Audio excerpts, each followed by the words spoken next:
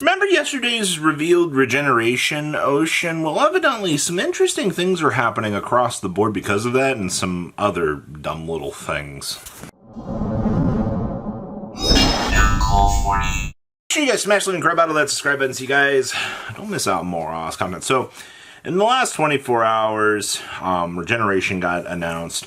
We know that Treeborn Frog's Lost Art has arrived to stores out here, but for some reason or another out here, Dusa Treeborn Frogs are disappearing off of the market, and Swap Frogs are disappearing off of the market. And the only real thing that I can think about as a tie-in to these movements would be Regeneration Ocean got announced. Like, is this, are we expecting Ronin Totem to come back off of a list? Because, you know, we have Substitoad out here, like, you know, still legal in our format. They're not going to bring Ronin back with that floating around out here. So I just find it interesting that a random Treeborn Frog, in terms of rarities, let alone, you know, Dusa, is getting bought out. And, you know, you literally have the Lost Art entering into the equation literally the same day that you're watching these Dusa versions disappear off of the market. And then, you know, Regeneration Ocean goes, hey, you know, you want to keep reviving a frog every single turn? You know, I don't know what to say about this.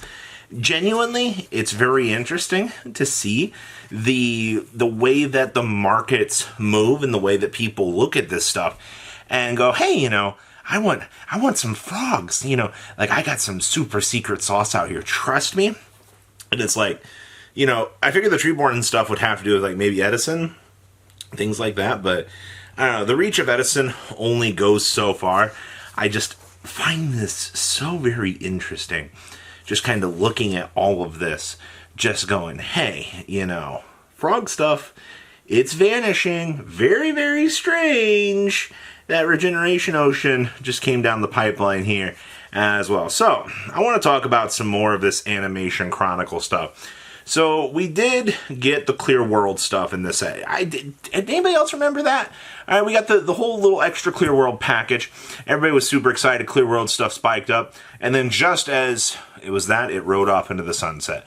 And that was just kind of it. That's kind of a lot of this Animation Chronicle, in my opinion, is this set is very forgettable.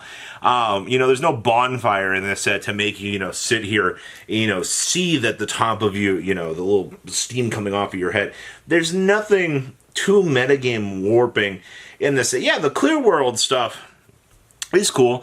Yeah, the little tie-ins to, like, you know, the Diabound stuff and a little bit of, you know, the Millennium tie-ins and things like that, but it's a very, very forgettable set.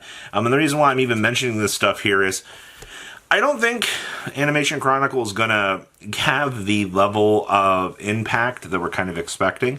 Though, once again, back to the Regeneration Ocean topic, though.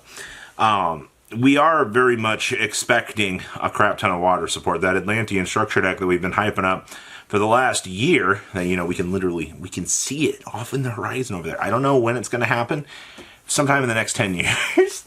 But with how much water support they've been trickling on into the market out here, it feels like, you know, the Animation Chronicle stuff will have a better place much later. And, you know, TCG's not going to get this till a May set in probably January. So if there's something out here that you're looking at that you need to pick up to be ready for Animation Chronicle, the answer is not really. Solidly, I looked over the set. Maybe the Clear World stuff would be something that I would possibly consider having, because we could have, you know, actual support ported into an actual set for that.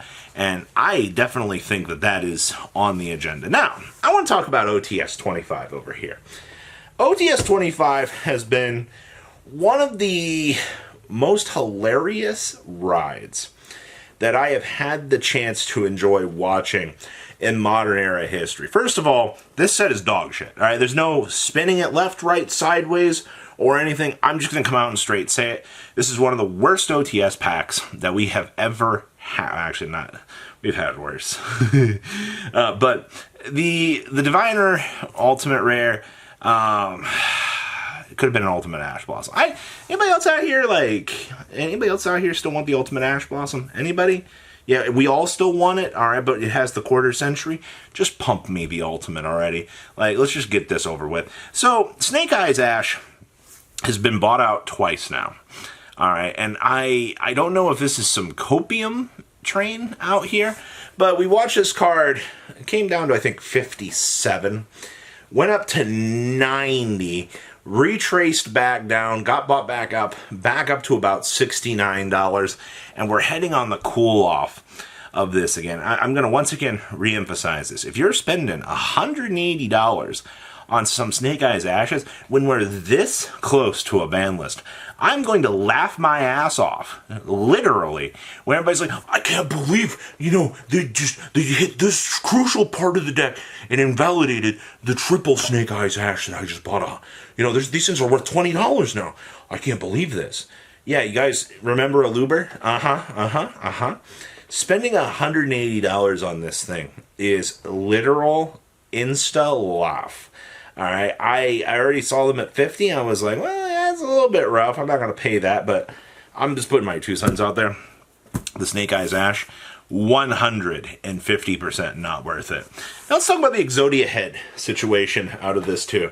Funny enough, this was the one that I made a couple videos on. I was like, if the Exodia head hits, $20 or below, actually around 10, I was going to pick up a crap ton, because looking at like what Exodia is, also to be fair, the card doesn't necessarily look the greatest in the world. I just want to throw that out there.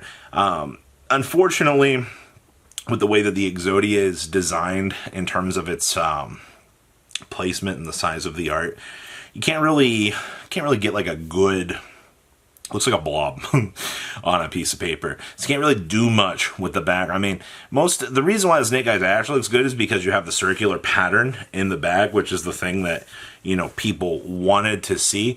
But then to top things off, it just kind of looks like a blob. But what ended up happening with this was, some reason or another, somebody took the $20 mark and was like, this is too low. I'm going to instantly go buy these up. The head went from $20 back up to $50. Now, that has only been bought out once. I do expect that this is going to crash back down relatively quickly. Like, I can't see a world out here where there's a massive justification by the community wanting to, you will eventually list the card for $40 if you pull one. And you're like, well, this isn't selling, so you'll follow the natural progression downwards until you eventually start to get sales, where we might eventually see another buyout for this. I do expect the head very long term will hit $10. Look at Armed Dragon and, Dark Requiem, the other classical cards. Yeah, it's, not named Exodia, but for all intents and purposes, I think that's where we're heading right now with this. So OTS 25 has been a ride. Trust me on that. I also want to follow up here with Rage of the Abyss very quickly here. I think as we're kind of heading on into Rage later on this year, there's a lot of emphasis on Six Samurai. I still don't think Six Samurai is going to live up to any sort of, hype. It also depends on, where the TCG wants to put Gateway right now. If Gateway is going to remain at 1, and something happens to your Gateway searcher, 20 plus hand trap format, you're going to have a bad time. That's honestly where I'm kind of sitting right now. Not to say that, you can't keep trying to make them over and over again, but your entire deck is 2 card combos. Yeah, you can stick a Naturia Beast on the field. 150%. This deck is a Naturia Beast magnet, and you'll steal a lot of free wins with the Naturia stuff in general. Also, just like a lot of the Rage of Abyss stuff right now, it doesn't really feel up to the standard that we had going for us, like the gimmick puppet stuff and things like that. I can't say that every set's going to be, a well-polished turd, but I think a lot of the hype that is going around with this is very misplaced. We'll have to wait and see what else comes here, but this Six Samurai stuff, I'm not feeling it. Like, now if Gateway moves, we're probably going to be in business. But until that actually happens, well, the Rage of the Abyss, I don't know, there'll be more to talk about that, but that was the main thing I wanted to talk about today was, the Six Samurai hype. So, what do you guys think? Please, leave a comment down below, tell me what you guys think. And I will see your beautiful faces back here later, guys. Peace out. Patrons, thank you.